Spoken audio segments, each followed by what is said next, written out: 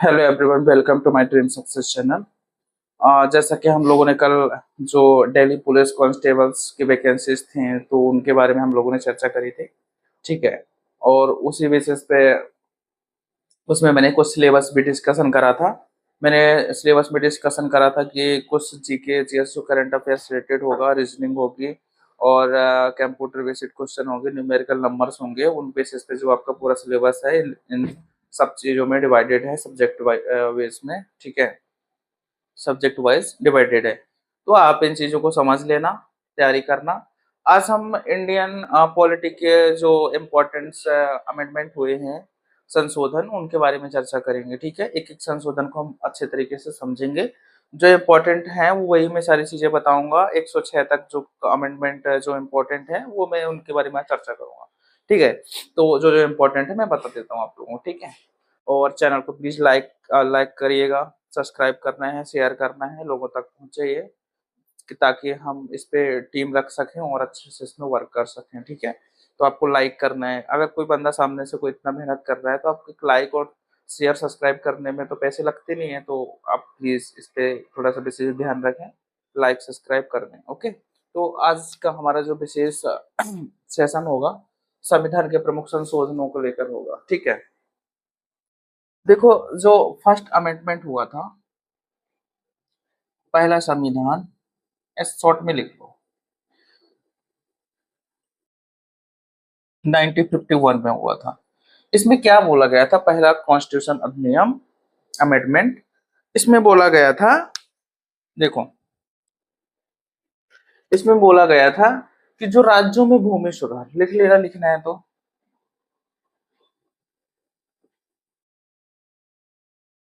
राज्यों में क्या था? भूमि सुधार।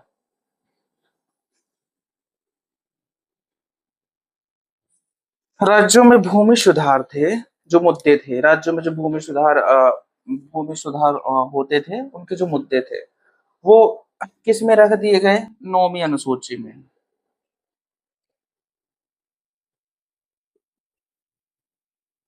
सूचियों में सम्मिलित कर दिए गए, लिख लेना, सम्मिलित।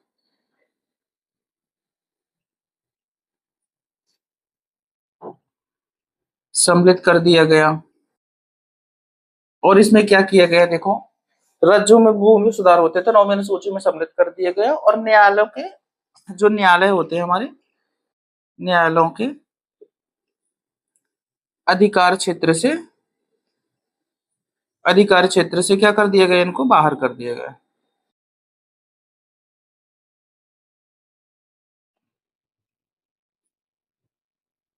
ठीक है। न्यायालय के अधिकार क्षेत्र से बाहर किए गए। तो जो पहला अपना अमेंडमेंट था,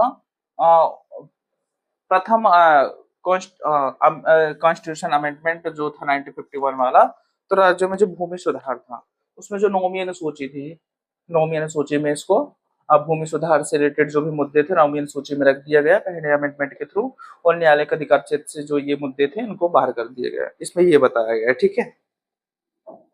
दूसरा देख लो, चलो दूसरा अमेंडमेंट देख लो, क्या है दूसरा अमेंडमेंट। ठीक है।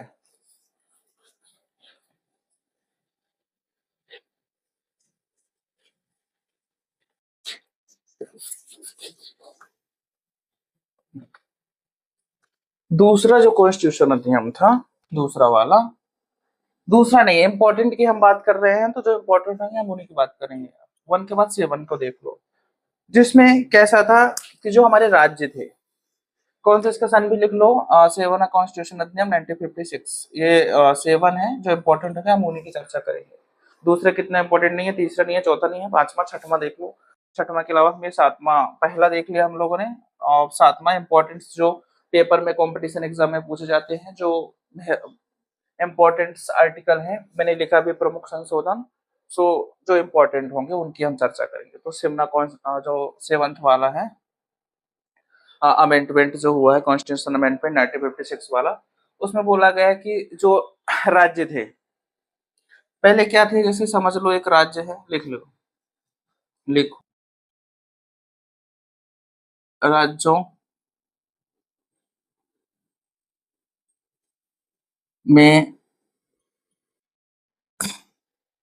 जो किसमें ए बी सी डी जो पार्ट थे राज्यों में, जो उसमें देखो ए बी जो इसमें सीधा से ये बोला गया कि राज्यों में जो राज्य लिख लेना, राज्य लिखना, राज्य जो ए बी सी डी वर्गों में क्या थे, डिवाइडेड थे, वर्गों में क्या थे, विभाजित थे, क्या थे, विभाजित थे। जो राज्य ए बी सी डी में विभाजित थे, इसको हिंदी में भी आप लिख सकते हो आ बा सा जो भी है, द, ऐसे भी लिखते हैं लोग, समझ लेना। ए बी सी डी मैंने इसलिए बताया कि लोगों को समझ में आ जाएगा। राज्य जो ए बी सी डी वर्गों में विभाजित थे, ठीक है, इनमें क्या किया, जो विभाजित थे इनको जो 14 राज्य और जो 6 केंद्र शासित प्रदेश थे, 6 क्या थे, केंद्र शासित प्रदेश थे।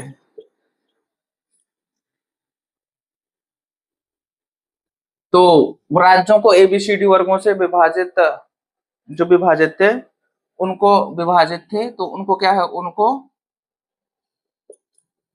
हटाकर राज्यों के 14 राज्य 6 केंद्र शासित प्रदेश में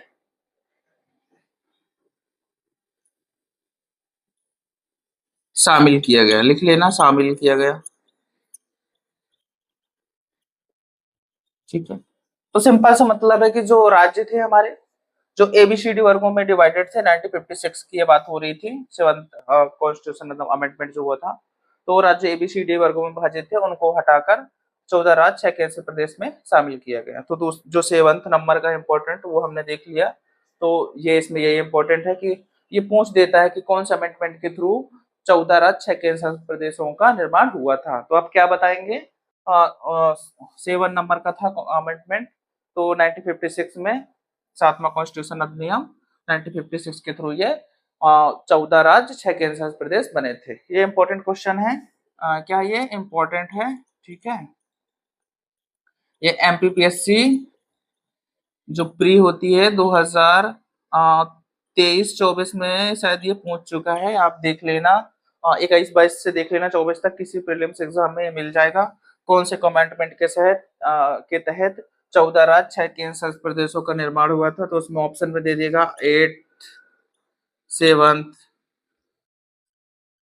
9th, 10th, ऐसे दे देगा।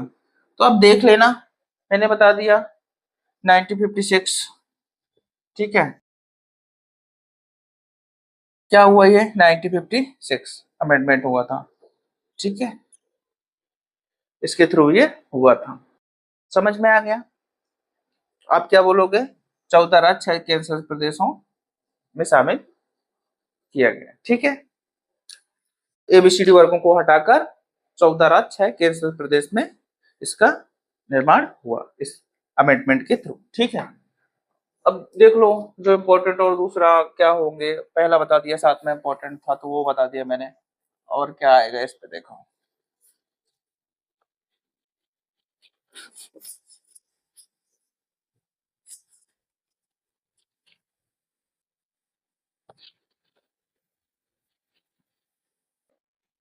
डस्टर है, इससे हटने कोई बात नहीं है,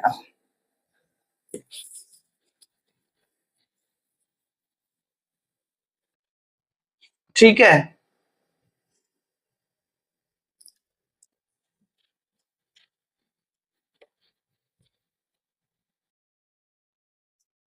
अब देखो हमने 7th की बात कर लिए थे, ठीक है, ये तो सेम ही चलेगा, इसको भी मिटा लो, दूसरा लिख लो, चलो सही से नहीं लग रहा है तो मिटा दो इसको, ठीक है। और देखो हमने पहले की बात कर ली जिसमें से हमने पहला बताया, जिसमें से जो राज्यों में भूमि सुधार थे वो नॉमिनल सूची में शामिल कर 1956 जो 1951 वाला है कॉन्स्टिट्यूशन अमेंडमेंट, तो वो कहा नॉमिनल सूची में शामिल कर क्या कहा, न्यायालय के अधिकार क्षेत्र से बाहर कर दिया। और फिर हमने 7वां कॉन्स्टिट्यूशन अमेंडमेंट बताया कि जो हमारे राज्य थे एबीसीडी डी में जो डिवाइडेड थे, आवास जो भी आप समझ लेना अपने हिसाब से, तो उनको क्या किया गया, ये डिवाइडेड थे तो इनको 14 राज्य 6 केंद्र प्रदेशों में शामिल कर लिया गया। अब देखो और 10वां देख लो क्या इंपॉर्टेंट है। 10वां जो अमेंडमेंट है 10वां कॉन्स्टिट्यूशन अमेंडमेंट 1950 1961 है। इसमें देखो क्या हुआ था कि जो दादर और नगर हवेली है, लिख लेना इसमें, दादर और नगर हवेली,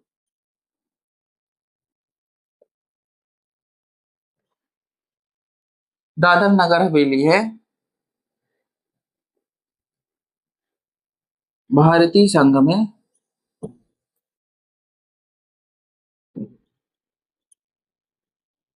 शामिल कर, क्या करा गया है, शामिल कर संघीय स्थिति, संघीय क्षेत्र लिख लेना, संघीय क्षेत्र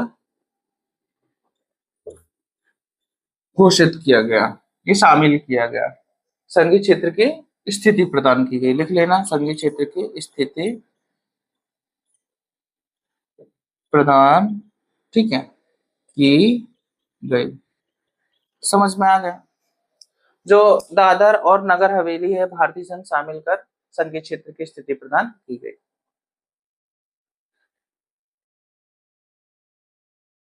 भारतीय संघ में शामिल किया गया और संघीय क्षेत्र की स्थिति प्रदान की गई। जो 10वां कॉन्स्टिट्यूशन अमेंडमेंट 1961 है, दादर नगर हवेली को अ, संघ की स्थिति प्रदान कर संघीय क्षेत्र में इसको शामिल किया गया। ये हम आप समझ लेना, ठीक है। और दूसरा देख लो क्या इंपॉर्टेंट है। और 10वां पहला बता दिया मैंने, 7 नंबर का बता दिया, 10वां और देख लो इम्पोर्टेंट क्या है इसमें, ठीक है। और देखो इसमें 12वां इंपॉर्टेंट है, 12वां कॉन्स्टिट्यूशन अमेंडमेंट 1962 इम्पोर्टेंट है, ये देख लेना। इसमें क्या है, पुर्तगाली आधिपत्य वाले गोवा और दमन, जो पुर्तगाली के आधिपत्य में थे गोवा दमन द्वीप भारत में केंद्र प्रदेश के रूप में शामिल शामिल किए गए थे। इसमें बोला गया है कि जो पुर्तगाली समझते थे, आपने पढ़ा होगा हिस्ट्रियों में, पुर्तगाली आधिपत्य का मतलब समझते हो, देखो मैं समझाता हूँ। पुर्तगाली आधिपत्य वाले क्षेत्र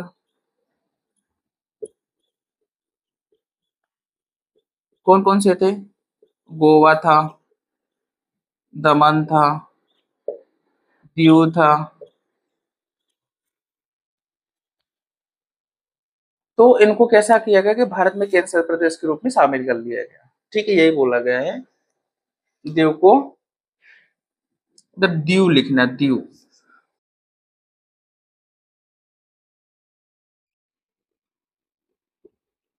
भारतीय केंद्र शासित प्रदेश के रूप में क्या करा गया, शामिल किया गया,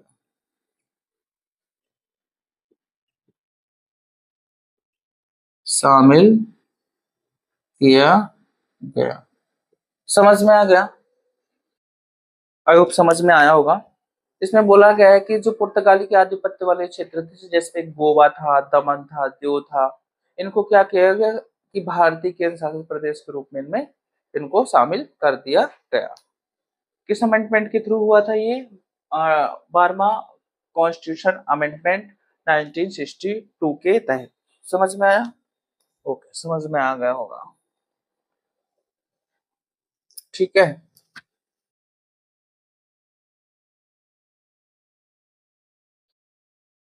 और देख लो इम्पोर्टेंट,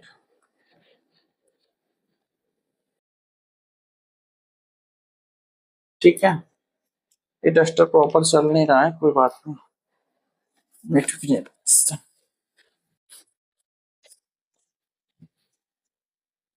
और देखो दूसरा क्या इम्पोर्टेंट है वो देख लो आप। हमने 12th में बता दिया, अब देखो 40 नंबर का देख लो। हाँ, 14वां कॉन्स्टिट्यूशन अधिनियम 1962, इसमें क्या बोला गया है कि जो फ्रांसीसी आधिपत्य वाले क्षेत्र थे पांडिचेरी भारत का अंग बना लिया गया। तो आधिपत्य मतलब क्या है, समझाया मैंने नहीं। आधिपत्य का मतलब किसी पे अपना क्या हक जताना, ठीक है, अपने अंडर पे वो चीज होना, उस पे अपना अधिकार जमा लेना, वो आधिपत्य के अंतर्गत आता है। किसी की जमीन हमने अपने अंडर में कर ली, उसमें क्या हमने कर लिया, आधिपत्य को स्थापित कर लिया, तो वो हमारे अंडर पे आएगा।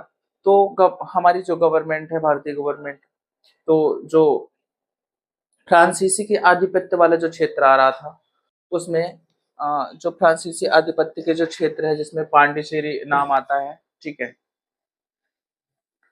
क्या आता है, पांडिचेरी। इसमें क्या करा हमारी गवर्नमेंट ने कि इसको भारत का क्या बना लिया, अंग बना लिया, भारत का अंग बना लिया, मतलब भारत संघ में शामिल कर लिया। ये किसके आधिपत्य में था, फ्रांसीसियों के आधिपत्य में था,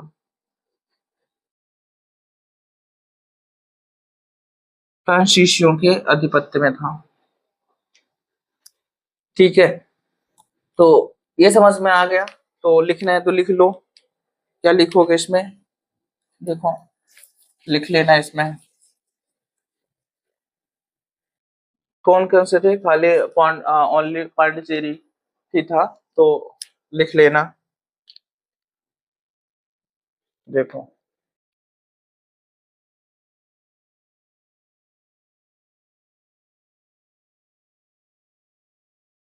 फ्रांसीसियों का मतलब देखो इस प्रकार लिख लेना, फ्रांसीसी, मैं भी जो लिख रहा था वो सही है, फ्रांसीसियों,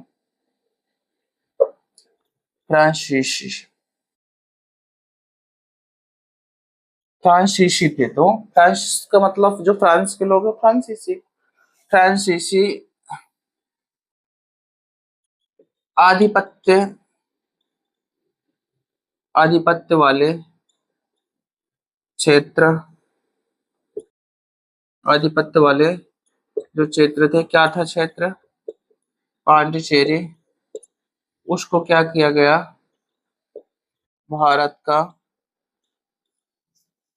अच्छे से लिख लेना इसको, भारत का अंग बना लिया गया,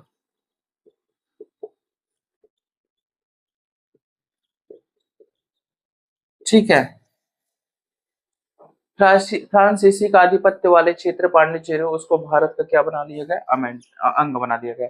ये जो 14वें नंबर का 14 कॉन्स्टिट्यूशन अमेंडमेंट 1962 था, उसमें फ्रांसीसी वाले जो आधिपत्य वाला क्षेत्र था पांडिचेरी, उसको क्या किया गया, भारत का अंग बना लिया गया। आई होप समझ में आ गया होगा। और दूसरा जो इम्पोर्टेंट है वो देख लेंगे हम। आज हम सारे अमेंडमेंट को कवर करेंगे, 1 से लेकर 106 तक जो अमेंडमेंट इम्पोर्टेंट है उन पे हम लोग सारी चर्चा करेंगे, ठीक है। तो हमने ये देख लिया, ठीक है, और इम्पोर्टेंट वाले देख लो।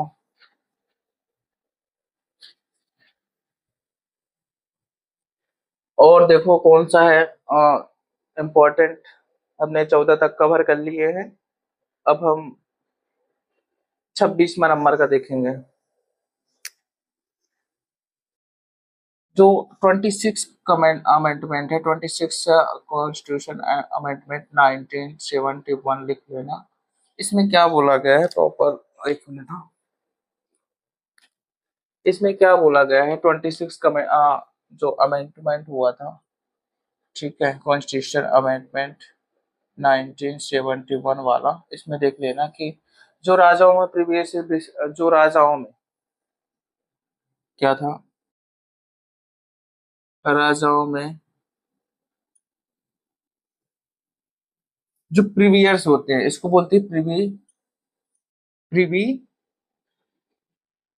इसको बोलते हैं प्रीवी पर्स, इसका नाम है क्या, प्रीवी पर्स वाले, जो क्या थे, इनमें विशेषाधिकार थे, इनमें क्या राजाओं के प्रीवियस प्रीवी पर्स के जो विशेषाधिकार होते थे उनको क्या कर दिए गए, समाप्त कर दिए गए, इस अमेंडमेंट में ये बोला गया। जो राजाओं के कंटिन्यू चले आ रहे थे, क्या, पीढ़ी दर पीढ़ी जो चलती है ना, क्या बोलते हैं उनको, कि परंपराएं चली आ रही हैं, जो इनके प्रीवियस जो इनके अधिकार होते थे उनको समाप्त कर दिया गया। ठीक है, तथा विशेषाधिकार समाप्त कर दिया गया। तो विशेष ये प्रीवियस विशेषाधिकार क्या कर दिया गया, समाप्त कर दिया गया। राजाओं में जो प्रिवी पर्स का विशेषाधिकार को समाप्त कर दिया गया, जिसमें से किस कॉन्स्टिट्यूशन अधिनियम के तहत तहत हुआ था, 1926, सॉरी 1971 था, और 26 का कॉन्स्टिट्यूशन अमेंडमेंट 1970, हाँ सॉरी 1971 है यहाँ पे, ठीक है, 6 मत बोलना। तो 26 कॉन्स्टिट्यूशन अमेंडमेंट 1971 में क्या बोला गया है कि जो राजाओं में